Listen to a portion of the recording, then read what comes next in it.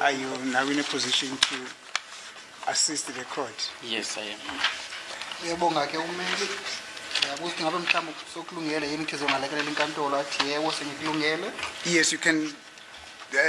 This album consists of photos from photo number 1 to photo number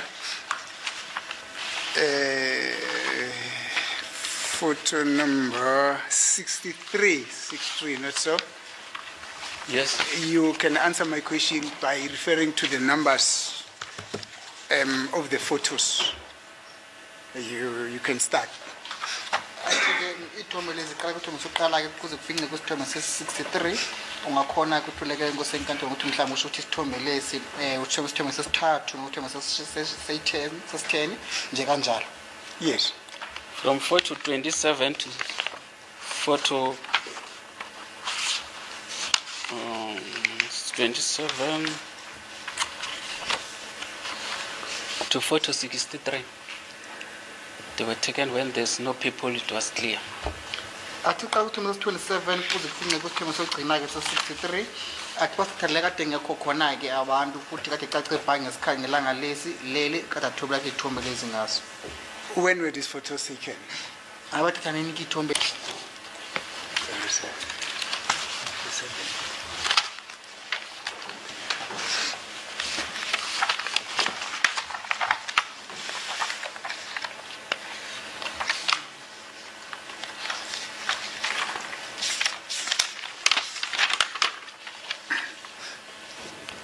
Would that be on the 7th, Mr. Manganye, on page number 5 of page 7, on the 7th of July 2025 at 12:48? No, on the 5th. I took them on the 5th. I make notes for it when I go and take. Athi ngabe ithombe lekwetha ngelanga lange-7 zakaJulayi ngonyaka 2025 ngo-12:38 athi cha 12:48 athi cha sinjalo ke ithombe zathathwa ke lapho ngelanga lange-5 enyanga kaJulayi ngonyaka 2025 athi njalo uma senza umsebenzi wakhe ke na uvama ukuthi abhale phansi ke ama-notes. Thank you. When you went to the scene to take these photos, who accompanied you? Bathi ngesikhathi kade uya lapho kule ndawo esigameko ukuthatha ithombe ngabe ngubani umuntu odakuphilekeza? I went to First Loras police station and asked for escort, and I was given warrant officer Ndlovu to be with me when I was doing all this. Athi wahamba waya kusikhumulo samaphoyisa sase-First Loras wacela ukuthi atholeke usizo mhlawumbe abantu abazomlekelela ke lapho ke athi ngesikhathi lapho ngaphansi kwesikhumulo sase-First Loras police station bamnika ke lapho ke mhlawumbe baphelekezwa ke lapho ke warrant officer Ndlovu. Thank you. Would then this explanation explain the reason why none of the photos that are compiled in this photo album indicate Brigadier Gininda showing the place where he pointed out to be the place where he parked his vehicle at the First Loras police station? Bathi ngabe isathu leso ukuthi if ithombe lezi ezikhonakala ngaphansi kwembuthiza akukho la kuvela khona uBrigadier Gininda akutshengisa la kade amise khona ke imoto yakhe phambi kwesikhumulo samaphoyisa sase-First Loras. Not so. Brigadier Gininda, I don't know him, he didn't point, and no one came to me to say I'm Brigadier Gininda pointing somewhere. Athi uBrigadier Gininda kamazi futhi akunamuntu ozeke yena ke wazazisa nje ukuthi yena ke Brigadier Gininda futhi amsiza kuthizini ke akhombe kuphi nakuphi. Yeah, no, Brigadier Gininda was there on the 4th. He's the one who took us to the police station with the court. When I say the court, it means everybody that was there. The court, the security personnel, the court, the security personnel, the prosecution, the defense, and the accused. Yeah, they were there. So he pointed certain points at the police station. Or he showed certain points at the police station. But in your photo album, that information is not there. Would then explain, that is explained by the fact that these photos, these other photos, were not photos that were photographed on the day on which this pointing out was held, not so. But ngelanga lange-4 kunyaka kantulukazi kulomnyaka sikuwona ke ukhumule khona njalo ukuthi Inkosi enkantolo abameli iteam labashushisi futhi nabasolwa ke futhi nabantu kade bekhona baphelekeza ke inkantolo yonkana begadile lapho thizeni bekube nokuphepha ke kade bekhona ke ngelanga la nge4 lapho ke ngesikhathi sathe ubaba Brigadier Gininda bekenza lezi zinto lezi azenza mhlawumbe lokukhomba kade akwenza ke ngelanga la nge4 etshengisa bona ke mana nodaba lamaphuzu athizeni ngelanga leli athi yena ke kade akhona ke ahlangene nomsola oqala lapho ke ngaphambi kwesikhumulo samaphoyisa saseFosloras bathi manje ngabe lokho kusho khona ke sasokuthi kungakho yena ke engavelile kule ithombe lezi lezi wona owathatha ngelanga elama lilanga lela nge4. All the photos I took on the 4th, I some of them I put in the photos. There's nowhere Brigadier Gininda is pointing to me. I don't recall him pointing to me. Sorry, for progress' sake, Gininda was in camouflage uniform. Even I couldn't recognize him at first. And when I had to speak to him, he had to take off his mask. But he was there. I've made my notes, which I'll read into the record. Inkosi enkantolo yasho ukuthi axolisa ke lapho ke singamoshiki isikhathi esinye futhi athi uba uBrigadier Gininda noma umnumzana uBrigadier Gininda kade khona ke lapho ke futhi egqoke ingubo zekhaza zami abayibiza ukuthi camouflage athi inkosi enkantolo bekangazi ukuthi uyena ke lo muntu leyo uBrigadier Gininda waze wafuna isikhathi ukuthi uBrigadier Gininda akhiphe ke mask yakhe bese kulambone khona ukuthi uyena ke futhi athi inkosi enkantolo inama notes ewabhalile phansi ukuthi wafunde. So let me put it this way. It is immaterial whether you know or you knew Brigadier Gininda or not.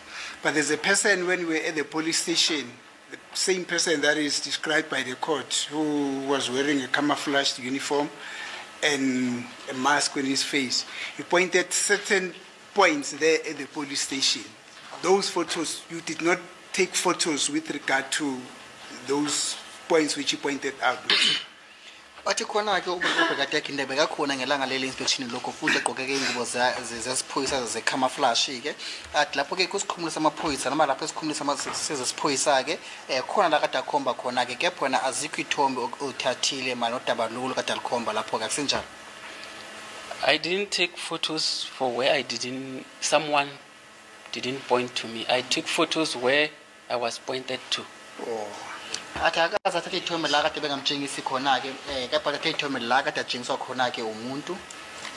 Oh, in other words, your explanation is at the first scene you were requested to take photos because there was a request, but when you went to the police station nobody requested you to take photos. Yes, I was told to take photos at the first place. At the second place no one said take photos of specific here. I just took for the building because I was told to take for that surrounding and I took. Okay. Athi lapho ke indawo yokuqala wathatha ke ithombe ngoba kade ajile ukuthi kumele ukuthi athubuleke ithombe lapho ke athi kepha ke mana nephuzu lodaba lwesibili mana nodaba lwendawo yesibili ke lapho ke athi akunala abantu bamtshela khona ukuthi kumele ukuthi athubuleke ithombe zale ndawo mana phecelezi nezinto lezi kade betshengiswa nokho kade zikhonjwa ke lapho ke athi kepha wathatha ke lapho ke ithombe salabilite lonkana. Thank you. That is an innocent explanation. I understand it. But now, who then gave you the instruction to go back on the 5th to go take photos of the police station and make and put some coins there? Uyabonga ke umeli ke phathi umbuzo ukuthi ngabe ubani adacelile ukuthize uhambe ngelanga la nge5 ye lapha yana uthatheke ithombe ngaphambi kokuthi uqala uthathe ithombe ngelanga la nge5 bese wabeka kama coins ke lapho ke. As a trained member of the SAPS who deal with this on a daily basis, when we were there, I was asked by you, you said the distance from where the alleged suspect pointed or was sitting to the gate, and then we were talking about even the lights, that the distance is to show. Then I took that as you asked. You are the one who asked me that. Then I followed your lead. I did that. That's why how I compiled the album.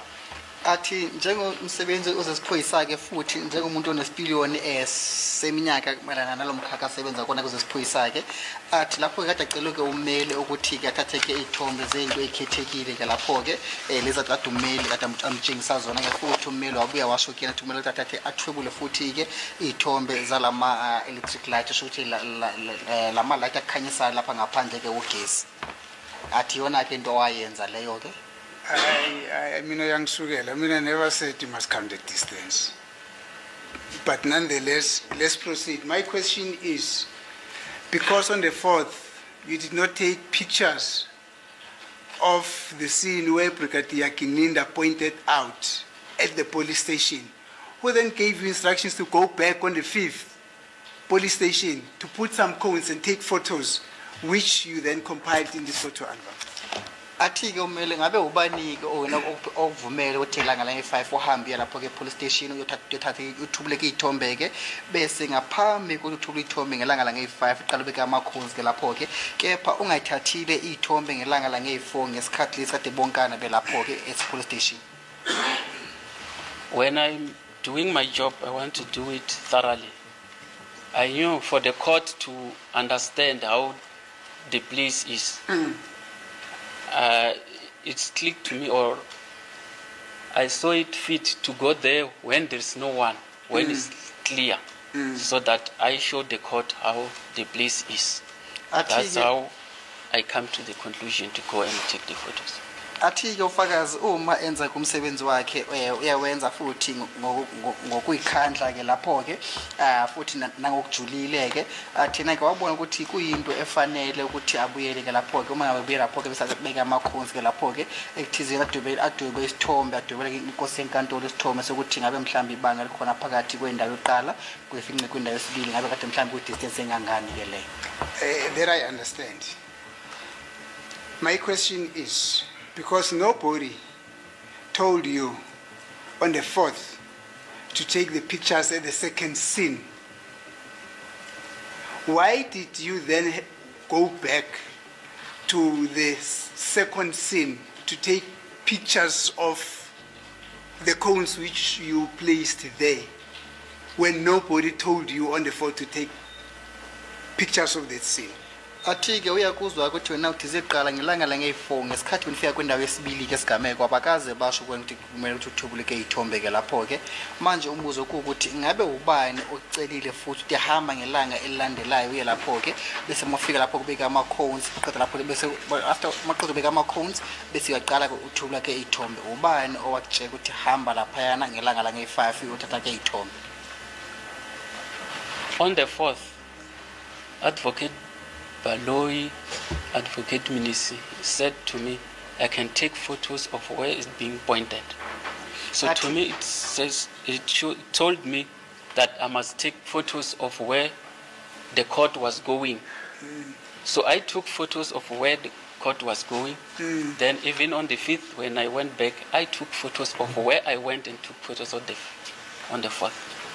Athi lapho-ke ngelanga lange-4 baba Advocate Baloyi futhi baba Advocate Minisi ibona-ke bamtshela ukuthi mina thathe-ke ithombe ngesikhathi ade behamba lapho-ke besenza lo hlelo kade belele lapho-ke ade ngelanga lange-5 uma ngabe sekahlehlela emuva uma bekabuyela lapho kwesibili-ke lapho-ke ade aye khona-ke ngenhloso ukuthi athathe-ke iy'thombe zale ndawo yonkana. The cones which you put on the second scene, who told you that this coin must be here, that cone must be there, that cone must be there? Athi-ke amakhozi lawa awabekile-ke ngesikhathi ubuyela lapho kwesibili-ke ngesikhathi bubuyela kwesibili kule ndawo yesigameko esibili ngabe ubani owakutshela ukuthi ikhona ethize kumele ubeke laphaya bese uthathe ikhona ethize uyibekele ngale? I was putting them in a place where when I took with a camera, I can able to see them, all of them, in one photo. That's how I placed the cones. Athi ama-cones la bekawabeka ekuthizeni-ke uma ngabe ethatha-ke isithombe akhona ukutshangakala kwisithombe lesi bekasithatha athi kungakho bekabeke ama-coins kule ndawo le owabeka kuyona. No man, Mr. Manganyi, understand my question. my question is, I'm not asking you why. I'm asking you who showed you that this cone must be there, that cone must be there, this cone must be here. Athi mnumzana Mangayi awuzwile kumbuzo kathi umbuzo ukuthi ngabe ubani owakutshengisa noma ukuthi khona ethize kumele uyibeke la bese sibili uyibeke la phaya bese yenye khona futhi uthathe uyibekise ngale ubani okutshela lokho? I decided where to put the cones because I was alone who was putting and taking photos. Athi uyena kwathatha isinqumo sokuthi ke amakhono abeke kuphi ke nendawo ngoba kade ayedwa ke lapho ke futhi uyena bakathatha isinqumo sokuthi abeke amakhoni ngendlela awabeka ngayo ngaphambi kokuthi aqale athubuleke izithombe. Yeah, but now, why then did you? What would have been the narrative for you to put a cone at a particular place and then the cone at a particular place, the other cone at a particular place? Athi bekuyini inhloso ukuthi uthathe inhloso yakho yokuthi uthathe khona ethize uyibeke la bese enye khona umikise ngale bese enye khona ubeke ngale bekuyini inhloso ukuthi ubeke amakhona kuma direction ahlukene? It was for me to explain, to show the court Yes. how the place is situated. Okay. Yeah, that's how, in my mind, when I put the cones, I Yes. wanted to show the court how that place, the court here, that there is a court, there is a police station, there is an address. Okay, That's yeah. how I came to the conclusion.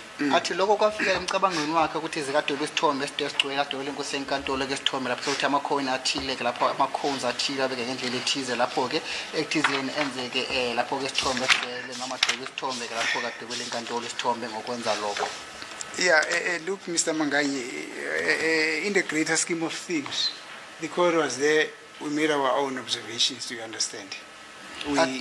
We understand where Brigadier Kininda pointed to what he pointed out. We understand where Mr. Sibia pointed to what he pointed out. Showed what he pointed out in this inspection in log. Do you understand? Athi ngokugcwele nje mnumzana ukuthi uyazi ukuthi bona kade beyile lapho ke futhi nenkantolo kade khona lapho futhi nomnumzana Sibia kade khona lapho ke athi futhi uyazi ukuthi umsolo oqala yini lebe kayikhomba futhi bekakhomba kuphike nendawo bese no Brigadier Kininda yini lebe kayikhomba futhi akhomba kuphike nendawo. Do you understand? Yakuzwisisa yini lokho? I hear you. I don't know if Brigadier Kininda was there because no one pointed to me that this is Brigadier Kininda. I don't know him. Athi yebo ngiyakuzwa kepha ke akunamuntu owamtshela ukuthi nawo Brigadier Kininda noma engakaza atshengisa ukuthi nawo ke umnumzana uBrigadier Kininda. Yeah, well, that is not a big thing. Now, page photo 30 and 31.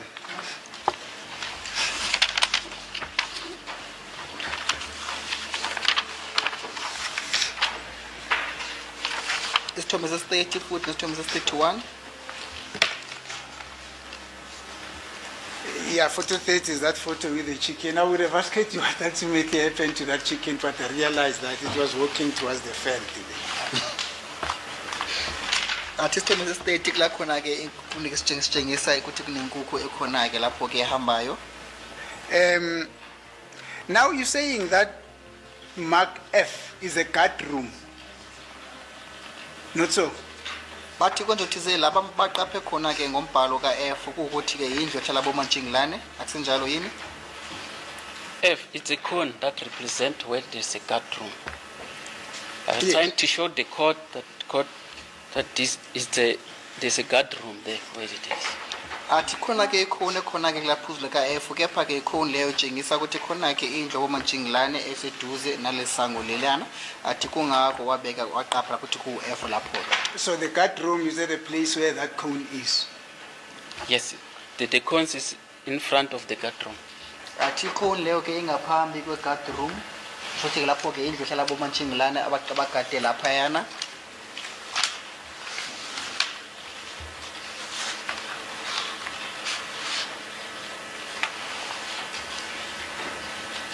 Icona, Mr. Mangayi. Where's the guard room there at that cone? Where where that F letter is pointing at that cone? At that cone, where is the guard room there? Unless maybe I'm a little bit, but I'm sure I'm not. I don't suffer from any eye challenges. Where's the guard room there? Athi ke ummeli mnumzana Mangayi cela ukuthi silekelele usho ukuthi ngabe ikuphi yini indlu ehlala boMantshingilane lapho ke kule phuzu la ka-F. On photo 31, if you look ati kwisithombe sesi-31 uma ngabe If you ubheka look to your left, esandleni sakho sokunxele there's a guard room there. ati khona ke indlu ihlala bomatshingilane ke lapho.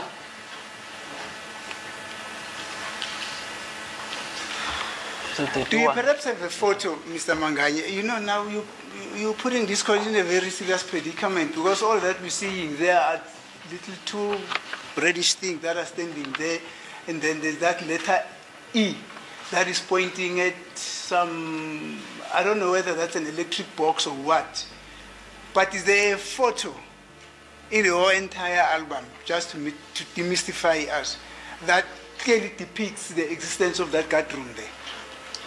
Athi uyabona ke lokho ukuthi khona ke proof la ka ikepha likhombe khona ngala khona kamakhona amabili athi ngathi mhlawumbe khona itshengise kuphile mhlawumbe lokho zane danger box khona lapho manje itshengise into athi kepha mana nodaba lwendlu ehlala ke bomatshingilane ngabe kule ithombe zakho ikhona sikhona yini isithombe esitshengakala noma sitshengisa ke indlu ehlala bomatshingilane.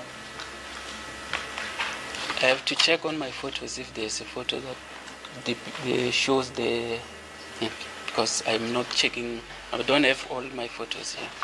But on my, I can see that there's a guard room there. There are security ways. Athi kumele ahambe ke abuke ke phakathi kwezithombe lezi zonkana lezi esikhona phambi kwakhe ke phakathi yena uyabona ukuthi khona ke indlu ehlala bomatshingilane ke lapha ya. Well, I can pay you out. Actually, I can bet, not pay you out. Because if I say pay you out, it means I tend to agree with you. All that I see there, and I don't intend to argue with you, are two reddish cones that are whitish on top, and there's an electric box there where that letter E is pointing.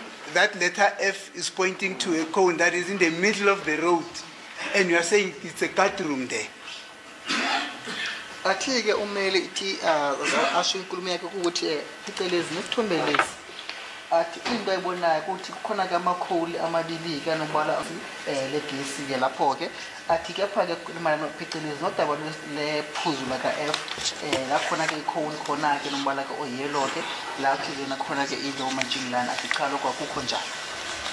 If I can show the code, yeah, this is that boom gate.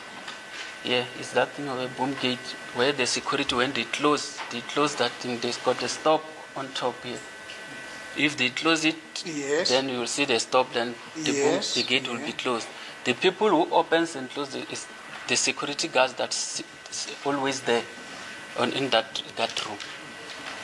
Athi ke ufakazi uma ngaba ke ubuka ke khona lana ke kule ndawo la ngalombala olugrindo oqanile athi la kule ndawo khona ke ibhokisi khona ke futhi inayo ke ustock la khona ngaphezulu athi khona ke indlu bomatshingilane ke khona lana la hlala khona bomatshingilane abafuna ukubona abavula lana ke izaphinda ukuthi bawufale. But that's the reason why I'm saying to you, is there a photo in your entire photo album now? For a period of leverage, that you can say, this is the guard room that I'm referring to, which is pointed by point number F, which is pointing right in the middle of the road.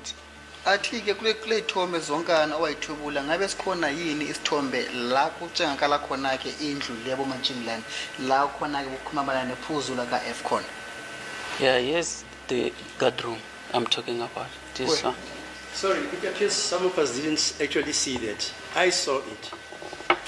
When we went there, when we were from where Mr. Nubin, Sibia, originally told us this is where I was assaulted. Then we came out, and when we accessed that road, there were police manning it there. They actually opened the boom for us to pass through. It was meant. Ethi senkantolo yona ke ibona ke indlu hlala ka bomatshingilane ke lapho laphayana ke ngesikhathi ngilanga leli bebe ngalona lapho kule inspection lokho athi futhi ngesikhathi esigabamba ngaphambi ukuthi baphume club umgidi yana ke athi amaphoyisa ke wona ke awafika lapho ke besayivula ke lapho umgidi sona bayiqaka lapho ke kule ndawo leya. This guard room photo, that I find it very difficult to decipher from that photo of yours. When was it photographed? this photo, when was it taken? Bathi isithombe lesi ke uthi khona ke ndlela ohlehlala bomantshinglane ngabe basithubula ngaliphi ke ilanga noma sifathathwa ngaziliphi ilanga isithombe lesi.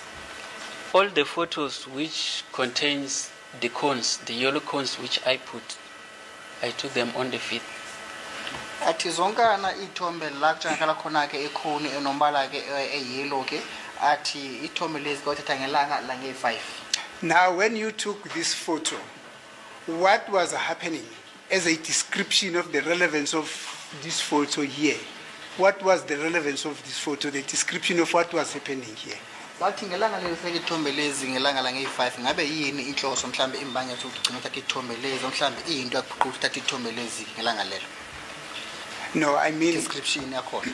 I'm sorry. When you took this photo number 31 with specific markings of the F, E, and G, what is it that you wanted to bring to the attention of this court about letter E, about letter F, and letter G? Athi ngelanga leli bulapha yana uthatha ke isithombe lesi ke ngabe kade kuyini inhloso mhlambe into ufuna ukuthi uthi udwebe ubese isithombe osidwebela inkosi enkantolo phecelezi nodaba lokuthi wena la kukhona la uqaphe khona ke mhlambe uqapha ngo D waqapha ngo F waqapha ngo E waqapha ngo G bukade ukwenzelani lokho? Is to explain to the court how the place looks and what is the surrounding, how it looks, what is there at the area. I was explaining to the court to understand what is there at the area. Athi bekuthi achazele inkantolo athele inkosi enkantolo ukuthi ngabe kade kuyini bekhona ke lapho ke kule ndawo leya. Did somebody, Mr. Manganye, on the 4th, when the court was there, did you ever notice somebody from amongst the court personnel who went there and started to say something about that situation, about what we have depicted in that photo there? Athi ngelanga lange-4 ngesikhathi ngabe kukhona yini umuntu omuzi uqhamuka la enkantolo ekhuluma phecelezi nalokho okutshengala kule sithombe lesi? Yes. Who is that? Ubani ke loyo?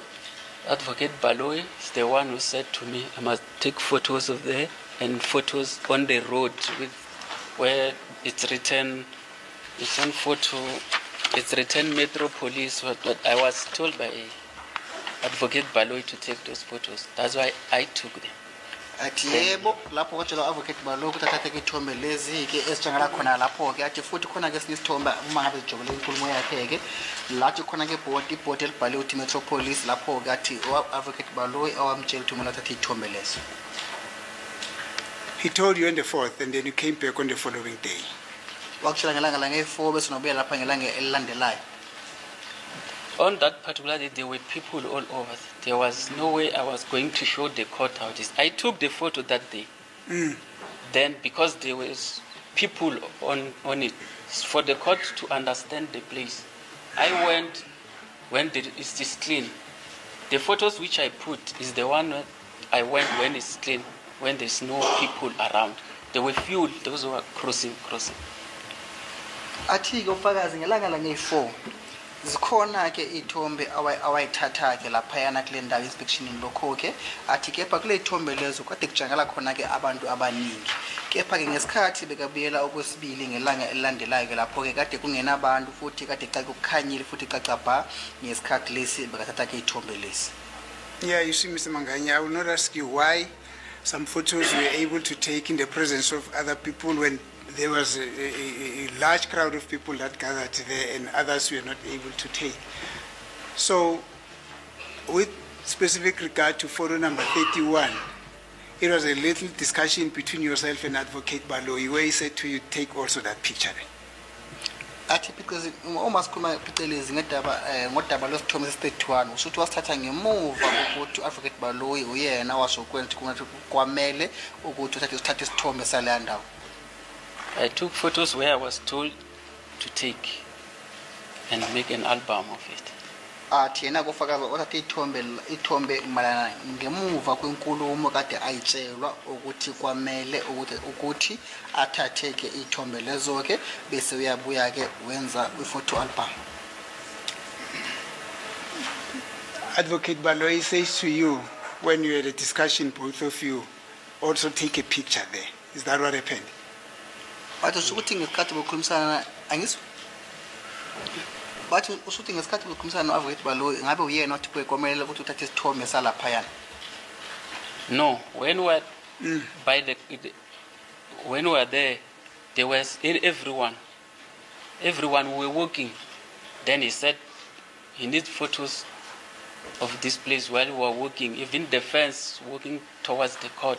While we were that side of the court and the police station, even the court asked the height and how it's situated. I'm talking about that picture, man. Let's confine yourself to that picture. Confine yourself to that picture. My question is very simple. It was a little discussion between yourself and Advocate Baloyi, where he said to you, take also a picture of this boom gate and the house guard, which is not even visible at the scene. Is that what happened? Atikhohlwa ke ngokuthi umtshele ke incazelo eningi futhi ejulile athi ula ukhuma phecelezi ke sithombe lesi saka 31 athi kule sithombe lesi ushuthi uAdvocate Baloyi owasho kuwena ukuthi kwamele ukuthi uthathe isithombe sale boom gate athi khona ke lapha yana noma akusenjalo. No, there was a lot of people. We were working with a lot of people.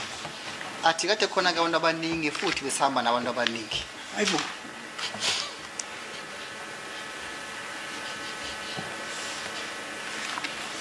Mr. Manganyi, you said you would go through the entire photo album just to get us a picture where that house guard, what do you call it now? The guard room, it's clearly visible, not saying come and show us tomorrow, not so? Do you understand? I'm saying he just said he would love to go through his entire pictures, a lot of pictures, where he would want to go and identify a picture that will plainly and visibly show that the guard room there. Because I've got difficulty in deciphering what is it that is a guard room in photo number 31 there. Do you understand? Athi konje uthize uma ngabe ungathola isikhathi esanele sokuthi ubukeke izithombe zakho zonke nalezi kula ungabuya futhi usho khona ke ukuthi nasi isithombe la kutshengeka khona ke guard room kusona ke wathi akusinjalo yini lokho kushilo ngoba thumele uyayithola kunzima ukuthi avumelane nenkulumo leyo wena uyishowe mana nophecelezi nodabalulu lendlu ehlala khona ke abomantshinglane uyibiza ukuthi wona ke guard room ngelimi lesingisi. If it's there in my photos, I will find it, then I can show.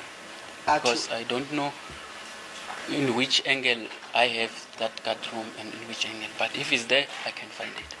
Athi uma ngaba ke ikhona ke indlu ehlala uMantshinglane kuyithombe lezi ke anayo ke uthi asize ke ngaso leso sithombe leso ke athi ngoba akazi ukuthi ithombe lezi athatha ame kuluphi ke ohlangothi ngesikhathi lesi bekayithatha. Yeah, no, it's fine.